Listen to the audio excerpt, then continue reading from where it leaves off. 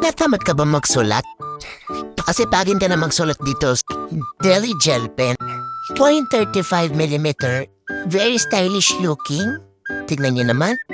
At makasil talaga yung pen. Sure na sure ka na hindi gamit ang binenta sa'yo ng Deli. Here's the wise kung bakit sisipagin ka na magsulat kapag ginamit mo tong ballpen na to.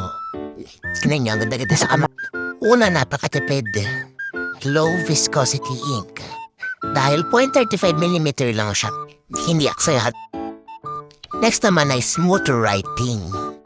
Hindi na sinishade ng paulit-ulit, dire-diretso lang yung pagsusulat. Kaya tingnan nyo, napasulat ako ng lyrics ng kanta. Tapos napadrawing pa ako dyan, kunwari marunong mag-drawing, kunwari artist.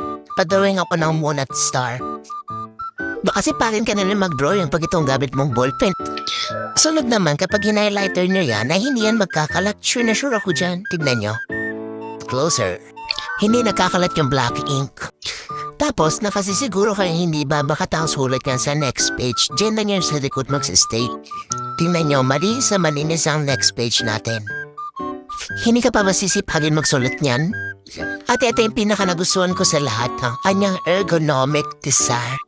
Yung mga masisipag magsulat, lalo pang sisipagin magsulat kasi may iwasan na yung pagkakaliyo.